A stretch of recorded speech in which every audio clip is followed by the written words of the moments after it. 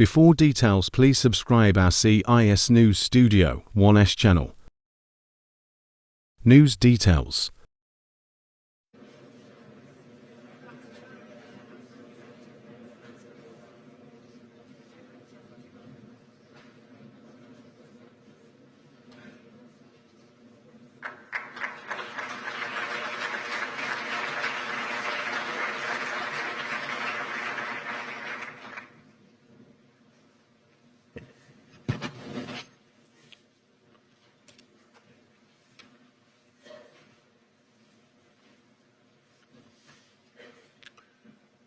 Mr. President,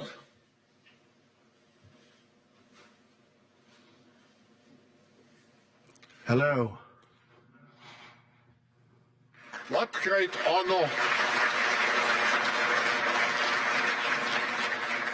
great honor, and pleasure to welcome you back to the Davos community. Just 4 days into your new mandate, we highly appreciate your presence with us today. We wish you all the best as you take on your critical work ahead. The global challenges we face today are monumental. The importance of American leadership and your personal leadership in this regard is fundamental and paramount. We are here to hear your vision and policies related to revitalizing the economy and addressing the global challenges. As you might expect, Mr. President, your return to office and your forthcoming policies have been at the focus of our discussions this week. The discussions among 3,000 political and business leaders from over 130 countries who came together here in Davos.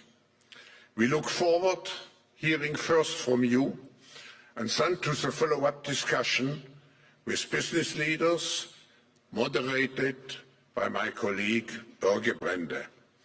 Ladies and gentlemen, the President of the United States, Donald J. Trump.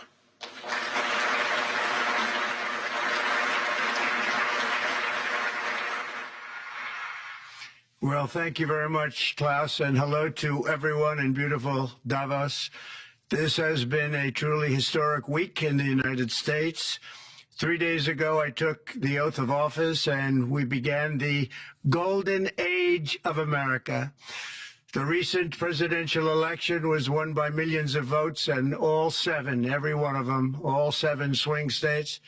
It was a massive mandate from the American people like hasn't been seen in many years, and some of the political pundits, even some of my so-called enemies, said it was the most consequential election victory in 129 years. That's quite nice. What the world has witnessed in the past 72 hours is nothing less than a revolution of common sense. Our country will soon be stronger, wealthier, and more united than ever before, and the entire planet will be more peaceful and prosperous as a result of this incredible momentum and what we're doing and going to do. My administration is acting with unprecedented speed to fix the disasters we've inherited from a totally inept group of people and to solve every single crisis facing our country. This begins with confronting the economic chaos caused by the failed policies of the last administration. Over the past 4 years, our government racked up $8 trillion in wasteful deficit spending and inflicted nation-wrecking energy restrictions, crippling regulations, and hidden taxes like never before. The result is the worst inflation crisis in modern history and sky-high interest rates for our citizens and even throughout the world. Food prices and the price of almost every other thing known to mankind went through the roof. President Biden totally lost control of what was going on in our country, but in particular with our high inflation economy and at our border. Because of these ruinous policies, total government spending this year is $1.5 trillion higher than was projected to occur when I left office just 4 years ago.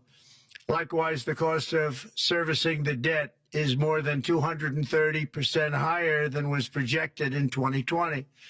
The inflation rate we are inheriting remains 50% higher than the historic target. It was the highest inflation probably in the history of our country. That's why from the moment I took office, I've taken rapid action to reverse each and every one of these radical left policies that created this calamity, in particular with immigration, crime, and inflation. On day one, I signed an executive order directing every member of my cabinet to marshal all powers at their disposal to defeat inflation and reduce the cost of daily life. I imposed a federal hiring freeze, a federal regulation freeze, a foreign aid freeze, and I created the new Department of Government Efficiency. I terminated the ridiculous and incredibly wasteful Green New Deal. I call it the Green New Scam.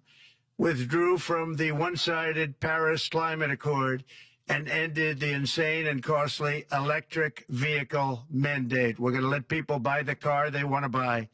I declared a national energy emergency, and it's so important, national energy emergency to unlock the liquid gold under our feet and pave the way for rapid approvals of new energy infrastructure.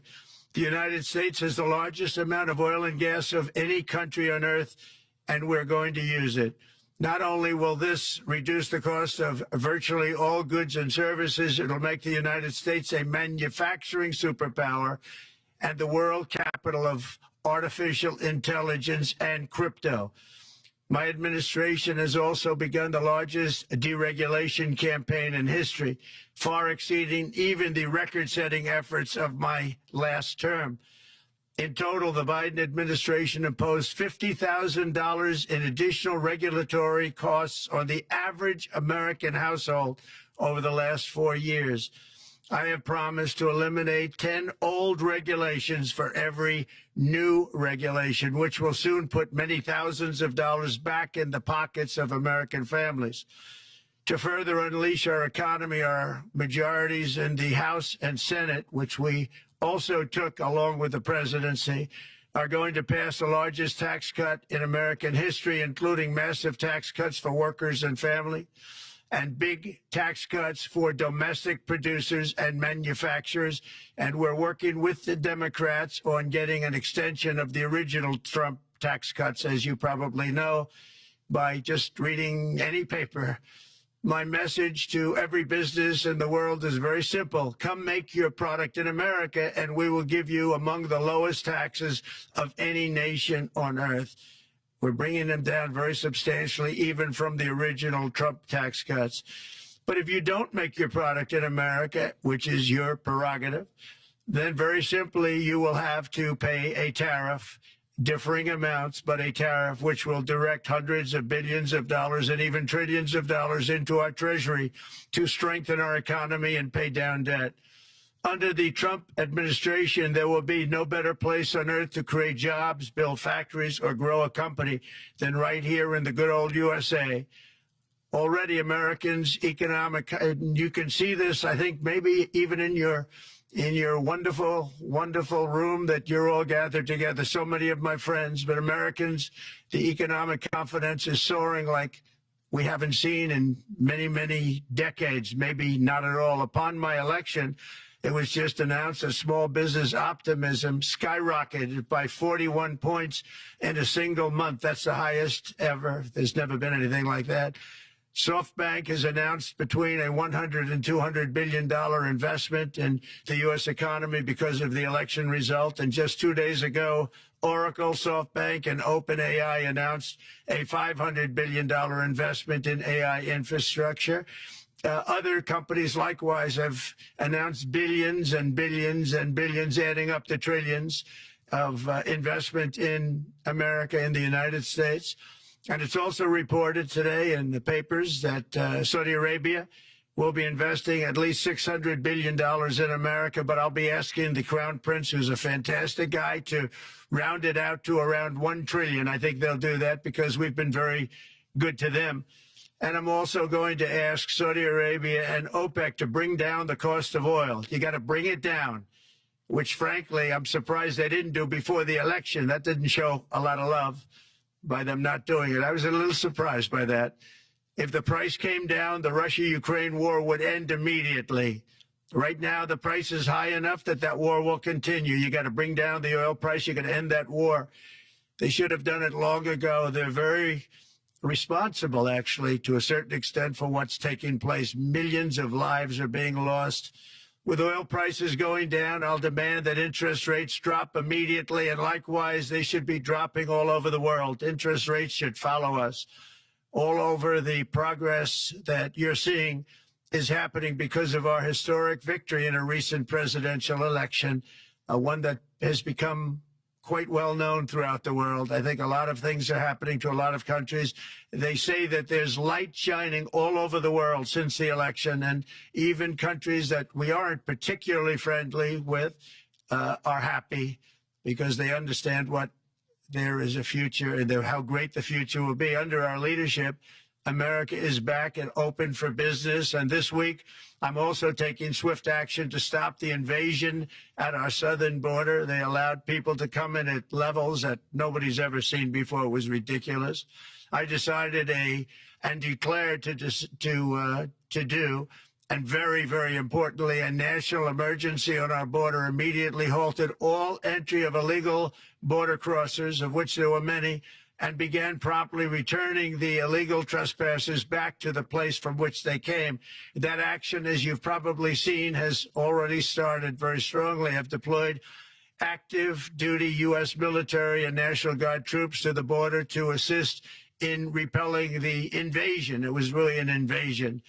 We will not allow our territory to be violated. After 4 long years, the United States is strong and sovereign and a beautiful nation. Once again, it's a strong, sovereign nation. In addition, I'm pleased to report that America is also a free nation once again. On day one, I signed an executive order to stop all government censorship. No longer will our government label the speech of our own citizens as misinformation or disinformation, which are the favorite words of censors and those who wish to stop the free exchange of ideas and, frankly, progress. We have saved free speech in America, and we've saved it strongly. With another historic executive order this week, I also ended the weaponization of law enforcement against the American people and, frankly, against politicians, and restored the fair, equal, and impartial rule of law. My administration has taken action to abolish all discriminatory diversity, equity, and inclusion nonsense. And these are policies that were absolute nonsense throughout the government and the private sector. With the recent yet somewhat unexpected great Supreme Court decision just made, America will once again become a merit-based country.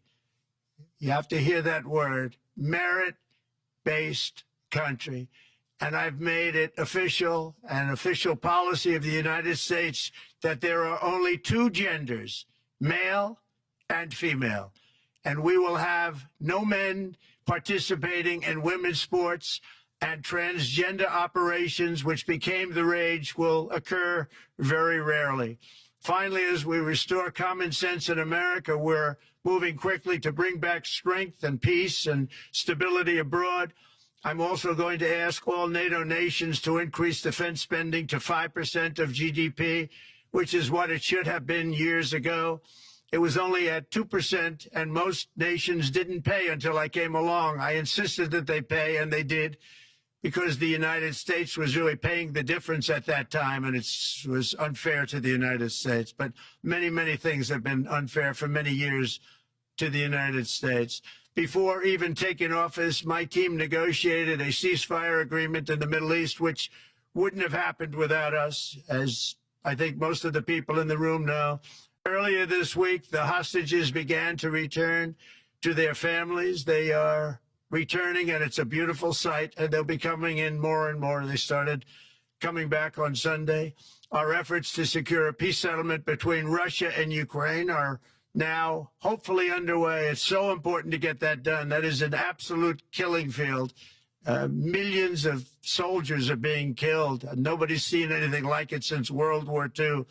They're laying dead all over the flat fields. It's a flat field farmland, and there's millions of Russians and millions of Ukrainians, and nobody's seen anything like it since World War II. It's time to end it. And here in America, we have big events coming up. Next year, we have the 250th anniversary of America's founding. I'm so honored to be president during that. That's been a big event. They've been talking about it for 10 years. We also have the World Cup, and I understand Gianni's in the room. Infantino, he was very instrumental in helping us get it. He's there with you someplace, I think, and I want to thank him for that. And then we have the Olympics coming up, which I was instrumental in getting also in my first term. And who would have known that by skipping a term, I would get the Olympics? I was upset. I said, you know, I got the Olympics to come and I won't be president. But it turned out through a stroke of luck, or whatever you might call it, that I'm going to be president during the World Cup and the Olympics and the 250th anniversary. So that's going to be 3 big events.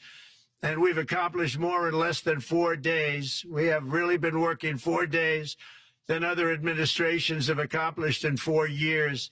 And we're just getting started. It's really an amazing thing to see, and the spirit and the light over our country has been incredible. Under the last administration, our nation has suffered greatly, but we're going to bring it back and make it greater, bigger, stronger, better than ever before. I want to thank everybody for being with you. I would have been there myself, except the inauguration was 2 days ago. I thought it might be a little bit quick to make it the first stop, but we'll get there one day. We hope to get there. But I do appreciate, I heard the audience is fantastic, and many of my friends are in the audience, and I will be taking questions now from some very distinguished people. Thank you all very much.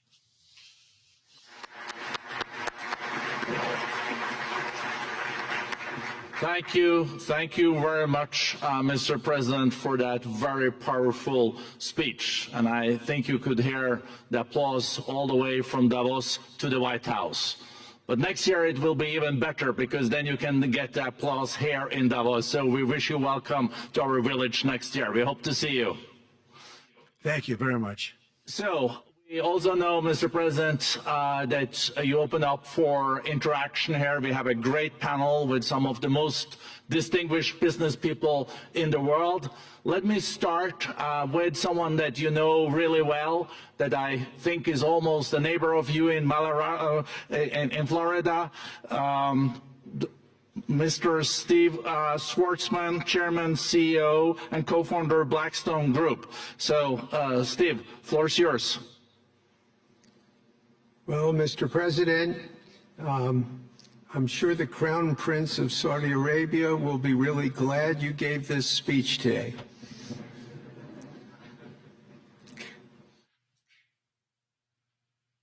You've had the busiest 4 days that anybody can imagine, and congratulations for that. My question is about some of the things I've observed here at Davos. It's a terrific forum. I've met lots of people, as usual. I think I've been here 30 years. And a lot of the European business people have expressed enormous frustration with the regulatory regime in the EU. And they attribute slower growth rates here because of the numerous factors, but especially because of regulations. And you've taken a completely different approach in this area. And if you could explain the theory of what you're doing, how you're going to do it, and what you expect the outcome to be, I'd appreciate it. Well, thank you very much, and congratulations, Steve. You're a friend of mine, but on a great career. You have had an amazing career, and it continues. So I just want to congratulate you. Very inspirational to a lot of people. I want to talk about the EU, because you mentioned specifically that I've also had a lot of friends and leaders of countries. I've gotten to know them all my first term and a little bit during this period of 4 years, and know them well, like them a lot. but they're very frustrated because of the time everything seems to take to get approved, environmental impact statements for things that you shouldn't even have to do that, and many, many other ways that it takes. And I'm going to give you a quick little example. In the private life, my beautiful private life, before I had all these things happening, the world is a little different. I had a nice, simple life. You knew that. But when I had that simple life, I did projects. And I had a big project in Ireland. And it had to get approval on something that would have made it even better. And I got the approval from Ireland in a period of a week. And it was a very, very, very efficient, good approval. And they informed me, though, the problem is you're going to have to get it from the EU, and we think that'll take 5 to 6 years. And I said, you have to be kidding. And this was before politics. And I said, wait a minute, it's not that important. I don't want to go 5 or 6 years, but it would have been a big investment. It would have been nice, and it would have been good for the project. And I sent the people to the EU to see if they could speed it up, and basically it was a 5 or 6 year wait just to get a simple approval that Ireland gave me in a period of literally not much more than a week. And I realized right then, that was the first time I really was involved with the EU, but I realized right then that's a problem, and I didn't even bother applying to do it. Or if I did, I pulled it very quickly. I have to be very accurate because I don't want to be criticized. He did apply, actually. No, I want to be very accurate. So I don't think I did, but if I did, I pulled it very quickly. It was just something you couldn't wait 5 years or 6 years to get an approval. So a lot of, in a very big business sense, a lot of people are claiming that's the problem. From the standpoint of America, the EU treats us very, very unfairly, very badly. They have a large tax that we know about, and a VAT tax, and it's a very substantial one. They don't take essentially don't take our farm products, and they don't take our cars, yet they send cars to us by the millions. They put tariffs on things that we want to do, like, for instance, I think they actually, in terms of, these are non-economic or non-monetary tariffs, and those are very bad, and they make it very difficult to bring products into Europe, and yet they expect to be selling, and they do sell their products in the United States. So we have, hundreds of billions of dollars of deficits with the EU, and nobody's happy with it, and we're going to do something about it, but nobody's happy with it. So I think the EU has to speed up their process. Friends of mine that are in some of the nations within the EU, great people, they want to be able to compete better, and you can't compete when you can't go through the approval process fast. There's no reason why it can't go faster. So, I'm trying to be constructive because I love Europe. I love the countries of Europe, but the process is a very cumbersome one, and they do treat the United States of America very, very unfairly with the VAT taxes and all of the other taxes they impose. One other, just to finish up, I got a call from the head of a major airline, one of the biggest airlines in the world, and he said, sir, could you help us? What? Landing in Europe is brutal. They charge us fees for everything, and it's so unfair. I said, how does it compare to China? He said, it's much worse. And the other thing, as you know, they took court cases with Apple, and they supposedly won a case that most people didn't think was much of a case. They won 15 or 16 billion from Apple. They won billions from Google. I think they're after Facebook for billions and billions. These are American companies, whether you like them or not. They're American companies, and they shouldn't be doing that.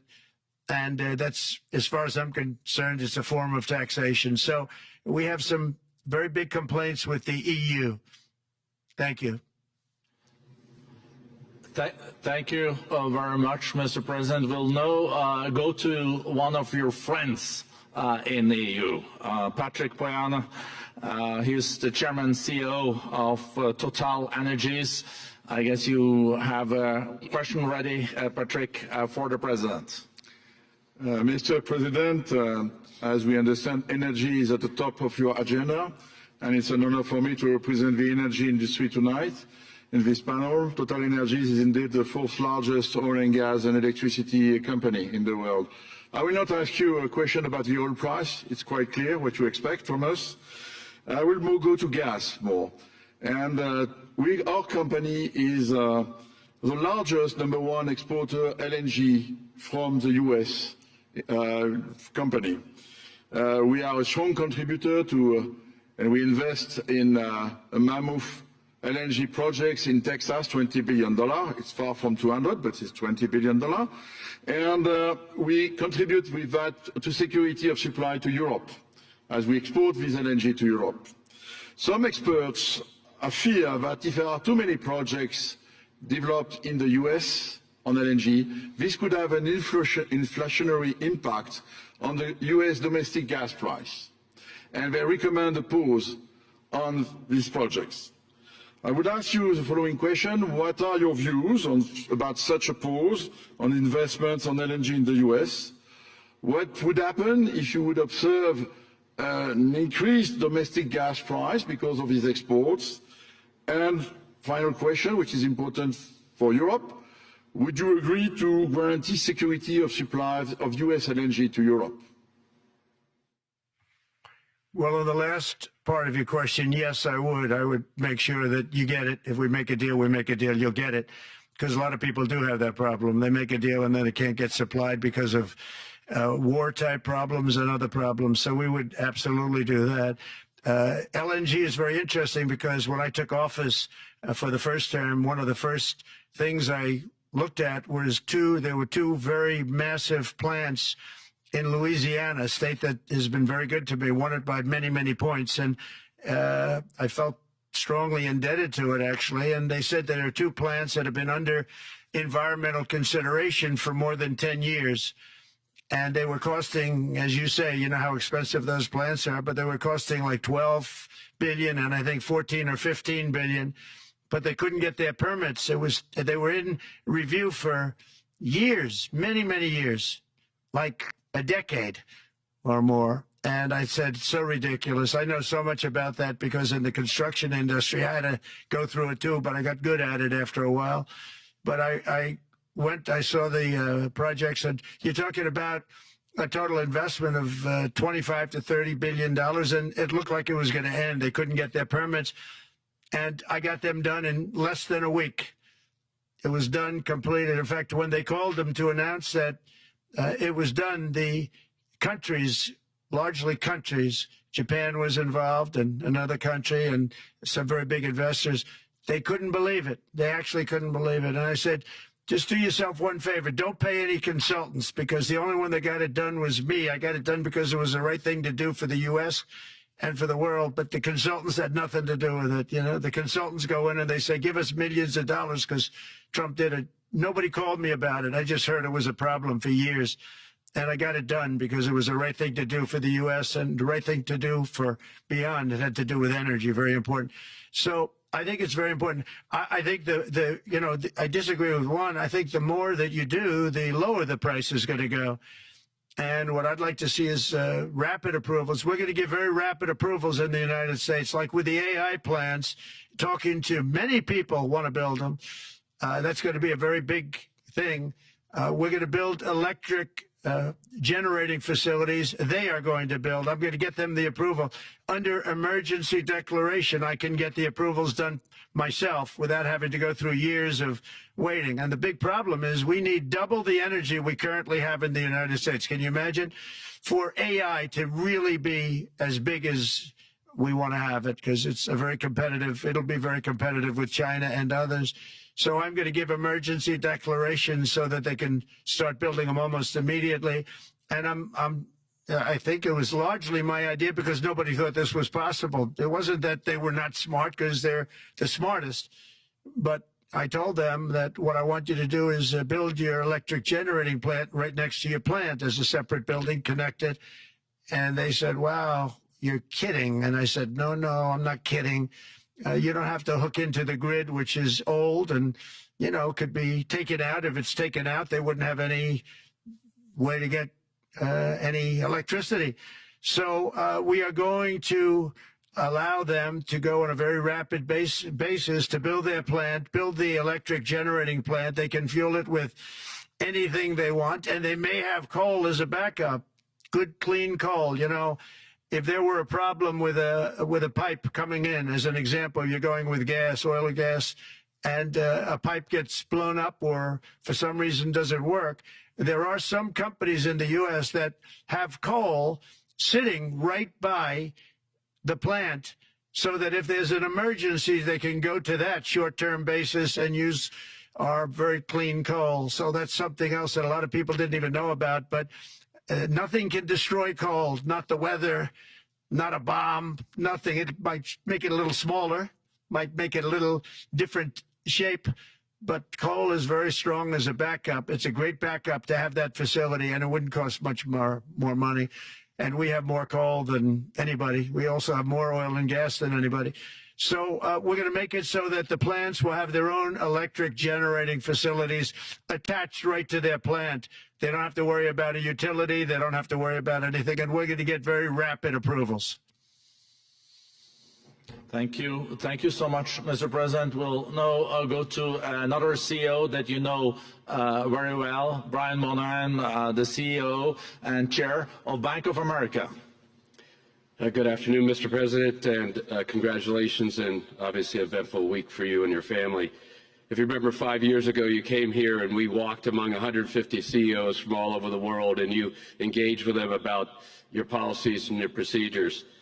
This year you're not here, and yet this week was eventful from the orders that you mentioned earlier, literally a wave of orders coming out on immigration, on trade, and many other matters. And so as a representative of the United States here, we got a lot of questions about what does all this mean and how would the president square this with his clear focus on growth, prosperity, market growth, stock market growth, a good bond market, and bringing down prices. So how do you think about the impact of all these orders and how fast they come out, and how you're going to balance them with that scorecard of being successful in both continuing GDP growth, bringing down inflation, and also having a good stock price appreciation for the American citizen? Well, I think it's going to actually bring down inflation. It's going to bring up jobs. We're going to have a lot of jobs. We're going to have a lot of companies moving in. You know, Brian, we're at 21%. It was at 40%, and I got it down to 21%, the corporate tax. And it was actually, if you look at state and city, it was in many cases much higher than 40%. I got it down to 21%. And now we're going to bring it down from 21 to 15% if, there's a big if you make your product in the U.S. So we're going to have the lowest, just about the lowest rate. It'll be, the 21 is on the low side worldwide. The 15 is about as low as it gets. And by far the lowest of a large country, a large, you know, rich, powerful country by far, not even a contest. So we're going to bring it down to 15% if you make your product in the USA. So that's going to create a tremendous buzz. We're also probably going back to the 1 year deduction where we deduct, you know, we did that originally, and that was amazing what the impact that had, the 1 year deduction, which built up over a period of time and then it expires. But we're going to go back to that when we do the renewal of the Trump tax plan. We have to get Democrats to approve it. But, you know, if the Democrats didn't approve it, I don't know how they can survive with about a 45% tax increase, because that's what it would be. And so I think they're going to do. We've been working along with them pretty well. I think it's very hard for a political group to say, let's charge people 45% more. So I think we're in good shape. But we're actually doing a reduction for business and small businesses where you're going to bring it down to 15%, which is really something. And by the way, speaking of you, and you've done a fantastic job, but I hope you start opening your bank to conservatives, because many conservatives complain that the banks are not allowing them to do business within the bank. And that included a place called Bank of America. They don't take conservative business. And I don't know if the regulators mandated that because of Biden or what, but you and Jamie and everybody, I hope you're going to open your banks to conservatives, because what you're doing is wrong. Mr. President, I'll say that your friend Gianni said hello, told me to tell you hello, and we look forward to sponsoring the World Cup when it comes, both this summer for the club and next year. So thank you for getting that for the United States. Thank you very much, Brian. Thank you, Mr. President. We'll now go to Anna Butin. She's the Executive Chairman of Banco Santander, one of the big European banks, and also in the U.S. So, Anna. Mr. President, congratulations on a historic victory. I believe you don't know me as well as my fellow panelists, so a few words. Santander is one of the largest banks in the world by number of customers, 170 million. That's more than my friend Brian or my friend Jamie have. And those... They fixed the regulation. that's coming, that's coming. That was cheeky. We're a big investor in the United States. We have many million customers, 12,000 employees. We're one of the largest auto lenders. And we recently launched a fully digital bank called Open Bank. We strongly believe banks have a pivotal role in the economy, and we can accelerate growth and help many more customers. That's what we're doing in the United States. So, as Brian pointed out, we very much welcome your focus on deregulation and reducing bureaucracy. So my question is, what are your priorities in this regard, and how fast is this going to happen? Thank you very much. I think it's going to, thank you and congratulations. I know very much about your bank, and you've done a fantastic job. Congratulations. We are going to move very quickly, and we've moved very quickly. We've done things in the last 3 days that nobody thought were possible to do in years. And it's all taking effect. It's going to have a huge impact on the economy, a huge positive impact. Money was being wasted on crazy things. I mean, the Green New Deal was such a total disgrace, how that was perpetrated. And it was conceived of by people that were average students, less than average students, I might add, and never even took a course in energy or the environment. It was just a game. Remember, the world was going to end in 12 years? Remember that? Well, the 12 years has come and gone. It was going to end. It was going to all foam into earth. But, you know, the time has come. These people, and they really scared the Democrats large. I can't say the Republicans. The Republicans maybe could have fought harder to stop it, but it's been a tremendous waste of money. You know, during my 4 years, we had the cleanest air, we had the cleanest water, and yet we had the most productive economy in the history of our country. We had the most productive economy. Until COVID came, we had the most productive in the history of our country by far. And actually, you can look worldwide. We were beating everybody from China to everybody else. So, and we think we really now, with what we have learned and all of the other things that have taken place, we think we can even far surpass that, actually far surpass it. But we do, one thing we're going to be demanding is we're going to be demanding respect from other nations. Canada, we have a tremendous deficit with Canada. We're not going to have that anymore. We can't do it. I don't know if it's good for them. As you probably know, I say you can always become a state. Then if you're a state, we won't have a deficit, we won't have to tariff you, et cetera, et cetera. But Canada has been very tough to deal with over the years, and it's not fair that we should have a $200 billion or $250 billion deficit. We don't need them to make our cars, and they make a lot of them. We don't need their lumber because we have our own forests, et cetera, et cetera. We don't need their oil and gas. We have more than anybody. So, you know, just as an example, with Mexico, we're dealing with Mexico, I think, very well. And we're just, you know, we just want to be treated fairly with other nations because there's hardly a nation in the world, and I blame this on us, and I blame it on politicians that, for some reason, probably mostly it's stupidity, but you could also say other reasons, but mostly stupidity. They've allowed other nations to take advantage of the U.S., and we can't allow that to happen anymore. You know, we have debt. It's a very small debt when you compare it to the value of the assets that we have, but we don't want to do that. We want to just have debt be obliterated, and we'll be able to do that fairly rapidly. And a lot of good things are going to happen. And honestly, good things are going to happen for the world, and good things are going to happen for the people that are dealing with us, allies and beyond allies. One thing very important, I really would like to be able to meet with President Putin soon and get that war ended. And that's not from the standpoint of economy or anything else. It's from the standpoint of millions of lives are being wasted. Beautiful young people are being shot in the battlefield. You know, the bullet, very flat land, as I said, and the bullet goes, there's no hiding. And a bullet, the only thing going to stop the bullet is a human body. And you have to see, I've seen pictures of what's taken place. It's a carnage, and we really have to stop that war. That war is horrible. And I'm not talking economy. I'm not talking economics. I'm not talking about natural resource. I'm just talking about there's so many young people being killed in this war. And that's not including the people that have been killed as the cities are being, knocked down building by building. So we really should get that stopped. Likewise, in the Middle East, I think we've made a lot of progress in the Middle East, and I think that's gonna come along pretty well. Thank you. Thank you, Mr. President. So we know that the most consequential relationship in the world is between the U.S. and China. U.S. 28% of the global economy, China close to 20. That's almost half of the global GDP.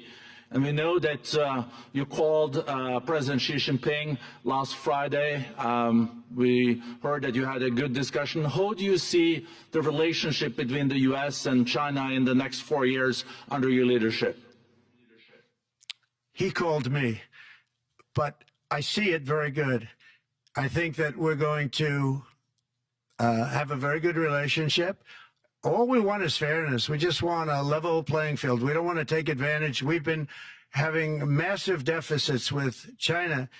Biden allowed it to get out of hand. He's $1.1 trillion deficit. It's ridiculous. And it's just an unfair relationship.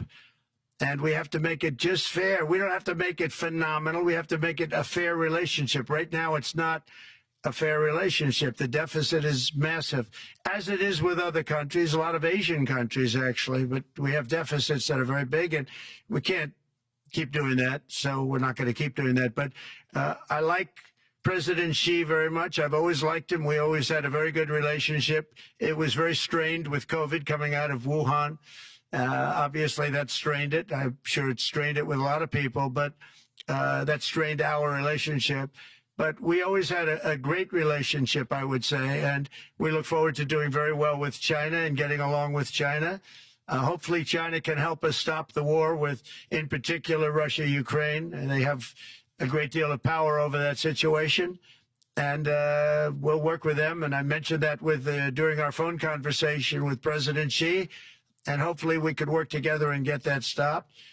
We'd like to see denuclearization. In fact, with President Putin, prior to an election result, which was frankly ridiculous, we were talking about denuclearization of our two countries, and China would have come along. China has a much smaller, right now, nuclear armament than us, or field than us, but they're going to be catching it at some point over the next 4 or 5 years. And I will tell you that President Putin really liked the idea of cutting way back on nuclear. And I think the rest of the world, we would have gotten them to follow. And China would have come along, too. China also liked it. Tremendous amounts of money are being spent on nuclear. And the destructive capability is something that we don't even want to talk about today because you don't want to hear it. It's too depressing. So we want to see if we can denuclearize, and I think that's very possible. And I can tell you that President Putin wanted to do it. He and I wanted to do it. We had a good conversation with China. They would have been involved, and that would have been an unbelievable thing for the planet. Mr. President, when you're back here in Davos next year, will there be then a peace agreement with Ukraine and Russia by then? Well, you're going to have to ask Russia. Ukraine is ready to make a deal. Just so you understand, this is a war that should have never started. If I were president, it would never have started. This is a war that should have never, ever been started. And it wasn't started during there was never even talk about it. I knew that it was the apple of President Putin's eye, but I also knew that there was no way he was going in, and he wasn't going to go in. And then when I was out, bad things happened. Bad things were said. a lot of stupidity all around, and you end up with what you have. Now you have all these bombed out cities. They look like demolition sites with many people killed. I think the thing that you'll see about Ukraine is that far more people have died than is being reported. And I've seen that. But far more people have died. When you look at a city that's become a demolition site where big buildings have been collapsed by missiles hitting them and everything else, and they say one person was slightly injured. No, many people were killed. Those are big buildings. I was surprised at how that was my business. These are buildings that go 2 and 3 blocks long. They're 20 stories high. They're big, powerful buildings, and they were knocked down, and there were a lot of people in those buildings, and announced that 2 people were injured. That's not true. So I think you're going to find that there were many more people killed in Ukraine in the Ukraine war than anybody has any idea. But if you look now, so many of the people being killed are soldiers just facing each other with guns, rifles, and drones, the new form of warfare, drones. And it's a very sad thing to see. And when you see pictures of the fields that I see, nobody wants to see it. You'll never be the same. Thank you very much, Mr. President, on behalf of all the 3,000 participants here in Davos. We really underline that joining us the third day in your presidency, live taking questions here, is so appreciated, and we are already ready for receiving you next year in person. So thank you very much, and all the best from Davos. Thank you. Thank you very much. Thank you.